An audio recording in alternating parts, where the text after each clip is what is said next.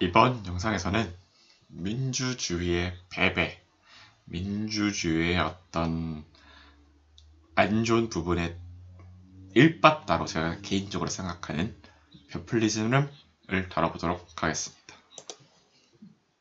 민주주의가 뭡니까? 대다수의 사람들이 원하는 아이디어를 반영시키는 게 민주주의입니다. 근데 우리가 여기서 중요시해야 되는 게 대다수의 사람들이 생각하는 거 원하는 게 늘 옳은 것이냐? 이거는 아니라는 거죠. 이거는 아니라는 거. 대다수의 사람들은 똑똑하지는 못합니다. 그 심리학에서 유명한 그 이론이 하나 있어요. 우리가 사람들 많이 모여 있는 데는 그 말이 있잖아요. 뭐라고 해야 되지? 여러 명이면 더 똑똑하다. 집단지성이라는 착각을 우리가 많이 하는데 심리학상으로는 집단지성이 존재하지 않아요. 오히려 집단에 있으면은 목소리 큰 소수가 그 집단을 좌지우지하면서 본인들이 원하는 대로 움직입니다. 우리나라에선 그게 지금 양정당이죠. 양정당이 그냥 목소리 크게 내가지고 각 지지자들을 그냥 본인 원하는 대로 막 흔들잖아요. 왼쪽이든 오른쪽이든. 그래서 꼭 그게 옳은 것만 아니다. 집단 생각이. 그 중에 하나가 포퓰리즘입니다. 포퓰리즘. 우리 민주주의에서 꽃은 선거라고 하죠. 그리고 제가 생각했을 때 선거에 가장 큰 영향을 주는 거는 어떤 시위나 어떤 그런 것들 좀 있는 것 같아요. 근데 이 시위를 좌지우지하는 또 가장 큰 게 스피커 그리고 미디어의 조명이잖아요. 시위가 아무리 거대하고 커도 미디어가 조명을 하지 않고 미디어가 비판을 하고 사회 대다수층이 그 대다수의 어떤 스피커들이 비판을 하면은 그 시위는 나쁜 시위가 되는 거고 아무리 규모가 좀 크지 않더라도 사회 대다수 우리 사회가 이분들은 지식인이다라고 생각하는 사람들이 이거는 대단한 시위다라고 하면은 그 시위는 불 번지듯이 커질 겁니다.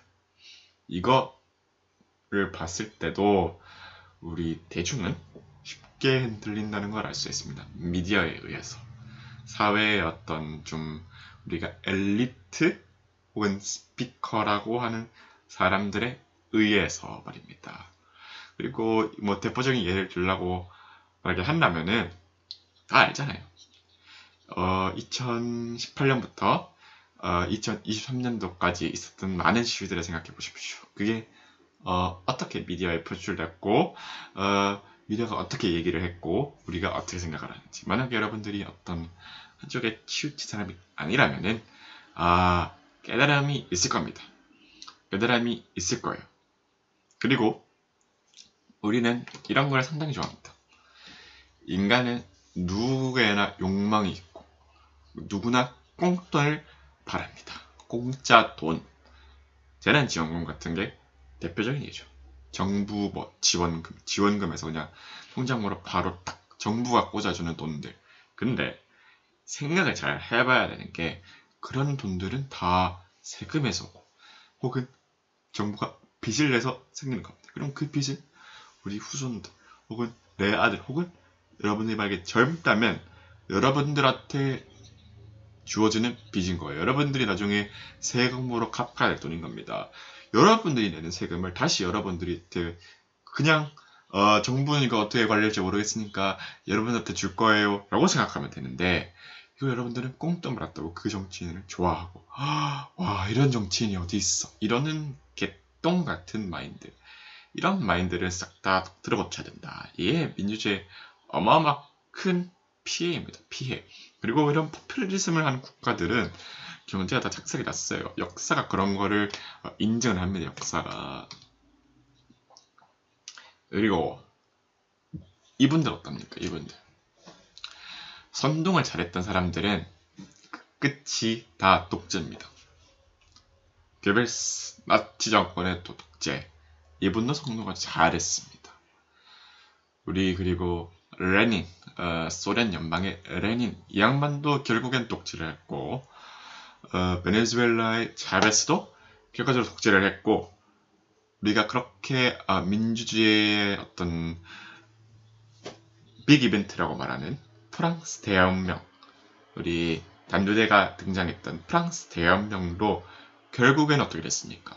프랑스 대혁명의 어떤 지도했던 한 명의 독재자가 나오고 또 결국에는 나폴레옹이나 또 다른 독재자가 나오지 않습니까? 이렇게 우리는 민주주의의 어떤 말빨 잘하는 사람들을 늘 조심해야 된다. 왜냐? 그 사람들은 결국 다 독재가 됐거든요. 독재자가. 그리고 이거는 저의 개인적인 생각인데 제가 개인적으로 생각하는데 우리 민주주의가 말입니다, 여러분. 진정한 민주주의가 시작된 지는 한국에서는 한 1990년부터 시작을 했다고 치면은 지금까지의 진정한 민주주의는 10년, 20년 조금 넘었죠. 20년 조금. 하지만 민주주의의 역사 전체는 한 100년 정도 된 어떤 지배 체계입니다.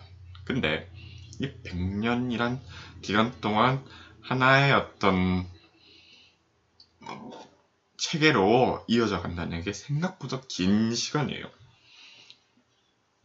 우리는 그렇게 생각하지 않는데 그 이유가 조선도 500년 해먹었고 고려도 400년 해먹었잖아요. 거의. 그렇기 때문에 100년은 금방이라고 생각을 하는데 그렇게 500년, 400년 역사가 되는 나라들을 우리는 가지고 있으니까 중국만 보더라도 나라가 금방 명하잖아요. 새로 생기고 명나라도 120년 갔나? 청나라도 얼마 안 가다가 국민당 그리고 저기 공산당 두 개로 나뉘고 그 다음에 저기 르얀스카이가 또 나라 해먹고 그리고 원나라도 생기고 원나라도 거의 150년 안 갔죠. 이렇게 100년 가는 나라가 별로 없습니다. 그래서 만약에 여러분들이 지금 20대다 30대다 30대만 돼도 제가 봤을 때 죽기 전에 민주주의와는 다른 체계의 세상에서 살지 않을까 저는 개인적으로 생각합니다. 민주주의 그 유통기간이 얼마 안 남은 것 같아요. 왜냐하면은 글로벌적으로 이런 인물들이 너무 많이 보입니다. 이런 인물들 말로 국민들을 선동하고 진실이지만 특정 진실을 부각시키고 거기에 아무 생각 없이 따르는 사람들이 너무 많아졌어요. 다른 사람들이 너무 많아졌어. 어떤 뭐 정치인이나 어떤 유명인 A씨가 뭘 말했어요. 그러면은 무지성으로 맞다 그 말대로 해야지. 그래서 우르르 올리는 이 현상들이 글로벌적으로 너무 많아졌어. 너무 많았어. 한국은 말할 것도 없고 그렇기 때문에 제가 예상하기에 2100년 되기 전에 2060년 그쯤 되면은 더 이상 민주주의는 없을 겁니다. 새로운 지배체계가 생길 것이다. 새로운 지배체계가. 이게 뭔지는 모르겠지만 저는 그런 새로운 지배체계가 오히려 우리가 원해서 생길 가능성이 아주 높다. 그리고 그게 민주주의와는 반대되는 거일 가능성이 상당히 높다. 왜냐하면 왕권에서 민주주의가 됐잖아요. 그러면 다시 왕권 혹은 어떤 한 명에게 권력이 집중되는 현상으로 가지 않을까라는 생각이 가장 높습니다. 그런 생각이 너무 높아요. 요즘 그렇게 생각이 너무너무 많이 듭니다. 그러면은 우리 자본주의는 어떻게 될 것인가? 만약에 그런 세상이 온다면 자본주의. 그래서 제가 늘 얘기하지만 어떤 기업의 지분이 훨씬 중요하다. 땅이라던가 토지라던가 농사를 지을 수 있는 토지, 부동산 말고요. 왜냐 토지는 농사를 하면서 이익을 얻을 수 있으니까 그런 것 쪽으로 돈을 그냥 현금으로 모으지 말고 어떤 지분을 모아가는 쪽으로 생각을 해야 할 것 같다라는 말씀을 드리면서 이번 영상도 마치고 구독, 좋아요 꼭 해주시고 영상 퍼뜨리기도 꼭 해주시길 바라겠습니다. 저는 다른 영상에서 뵙겠습니다.